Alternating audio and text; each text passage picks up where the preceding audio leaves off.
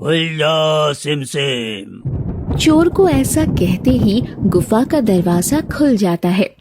गुफा के खुलते ही एक बड़ा सा आदमी दरवाजे पर चोरों का स्वागत करता है। आइए आका, सिम सिम के इस शानदार गुफा में आपका स्वागत है। सारे चोर अपना अपना सामान उठाकर गुफा की तरफ जाने लगते हैं। अरे ये क्या जादू है? थोड़ी देर बाद सारे चोर बारी बारी से उस गुफा से बाहर आते हैं। बंद हो जा सिम सिम। जी आका। चोर के ऐसा कहते ही दरवाजा फिर से बंद हो जाता है और सारे चोर अपने अपने घोड़ों पर सवार होकर वहां से चले गए। लगता है सारे चोर जा चुके हैं। मुझे अब पेड़ के नीचे उतर जाना चाहिए। गोपाल डरते कांपते पेड़ से नीचे उतरता है और उसी दरवाजे के पास जाकर खड़ा हो जाता है। क्या करूं? मैं भी कोशिश करूं क्या इस गुफा में जाने की? आखिर क्या राज है इस गुफा का? नहीं नहीं नहीं, अगर उन चोरों ने मुझे देख लिया तो कहीं मुझे मार ही न डालें। गोपाल वापस आने का सोचता है, लेकिन उसका मन नहीं मानता। पर वो चोर तो जा चुके हैं। एक बार जाकर देखता हूं। क्या बोला था उस चोर ने? हाँ, याद आया। खुल जा सिम सिम। गोपाल जैसे ही खुल जा सिमसिम कहता है, गुफा का दरवाजा अपने आप खुल जाता है। आइए आका, सिम सिम के शानदार गुफा में आपका स्वागत है। गोपाल थोड़ा डरता है, लेकिन वो डरते हुए गुफा के अंदर बढ़ जाता है।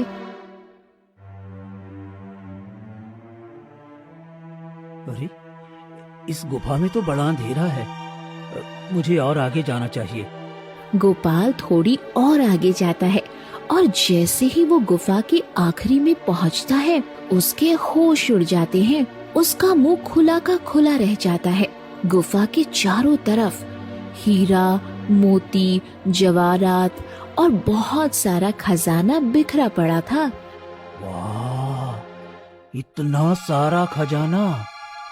वाह, अगर मैं इसमें से थोड़ा सा भी ले लूंगा तो इन चोरों को क्या पता चलेगा? गोपाल पास में रखे कुछ बोरों में हीरे जवाहरात भरता है और गुफा के बाहर आता है। बाहर आकर गोपाल फिर से वही शब्द बोलता है, बंद हो जा सिम सिम। जी आका।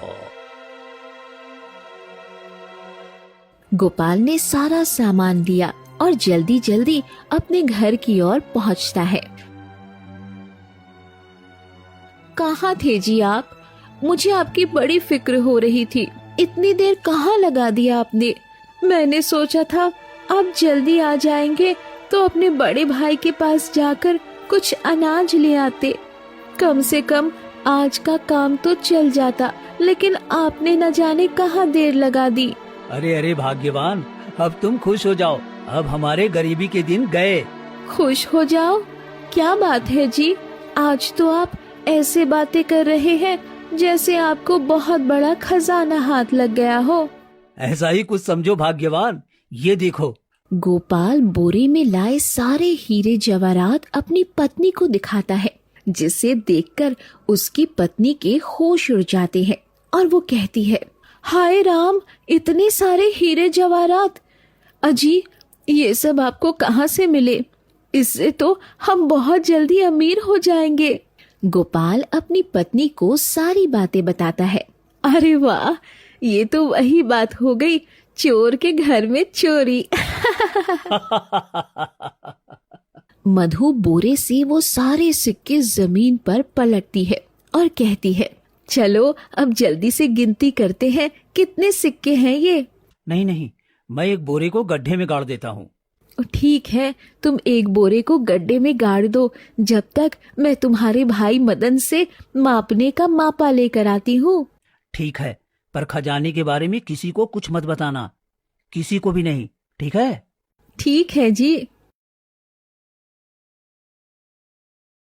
गोपाल के भाई मदन ने गोपाल की सारी संपत्ति चुरा ली थी, लेकिन उसका लालच अभी भी कम नहीं हुआ था। वो ना तो अपने भाई की कोई मदद करता था, ना उसका किसी चीज में साथ देता था।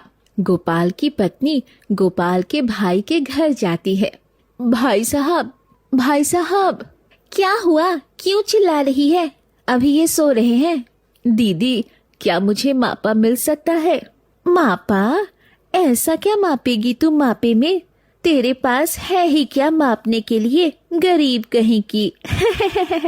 बस दीदी, ऐसे ही। ठीक है, लाती हूँ, यही रुक। क्या हुआ? कौन है? आपके छोटे भाई की पत्नी आई है, न जाने क्या नापना है उसे, मापा मांग रही है। भला इन लोगों को नापे की क्या जरूरत पड़ गई? अरे कुछ तो बात जरूर है। एक काम करो, मापा देने से पहले मापे के नीचे शहद लगा देना, ताकि हमें पता चल सके कि आखिर बात क्या है।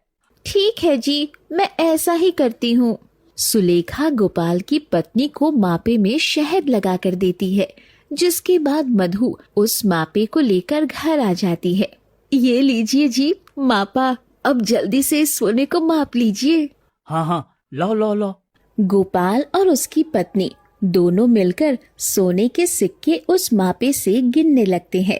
उन सिक्कों को गिनने के बाद वो दोनों उन सिक्कों के बोरे को एक गड्ढे में दबा देते हैं। सुनिए जी, मैं ये मापा तुम्हारे भैया को वापस करके आती हूँ। ठीक है, तुम देकर जाओ, लेकिन हाँ, मैं बार बार कह रहा हूँ, तुम किसी को इस बारे में बिल्कुल भी मत बताना। ठीक है जी, किसी से इस बारे में कुछ भी नहीं कहूंगी, तुम फिक्र मत करो।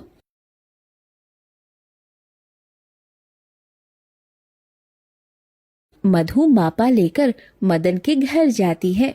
दीदी, ओ दीदी। हाँ कहो। ये लीजिए अपना मापा, मेरा काम हो गया। सुलेखा वो मापा मधु से ले लेती है और जल्दी से अंदर चली जाती है। सुनिए जी, वो मधु मापा दे गई है। हाँ तो इसे पलटा करके देख ना। सुलेखा जैसे ही मापे को पलटकर देखती है तो मापे के नीचे बहुत सारे सोने के सिक्के फंसे हुए थे, जिसे देख दोनों के मुंह फटे के फटे रह जाते हैं। सोने के सिक्के और क्या? अरे पर तुम्हारा भाई तो इतना गरीब है, उसके पास ठीक से खाने तक को नहीं रहता, तो फिर सोने के सिक्के उसके पास कहाँ से आ गए? हाँ भाग्यवान, ये तो सच में सोचने वाली बात है। मेरे भाई के पास सोने के इतने सारे सिक्के आखिर आए कहाँ से? लगता है उसके पास और भी बहुत सारे सोने के सिक्के हैं, तभी उसने मापा मंगवाया था। अरे अब ये सोचो कि उससे वो सिक्के कैसे लिए जाए। सोचो, अगर वो सारे सिक्के हमें मिल जाए तो हम बहुत जल्दी और भी अमीर हो जाएंगे। तुम सही कह रही हो भाग्यवान। मैं कल सुबह ही जाकर सारा माजरा पता करता हूँ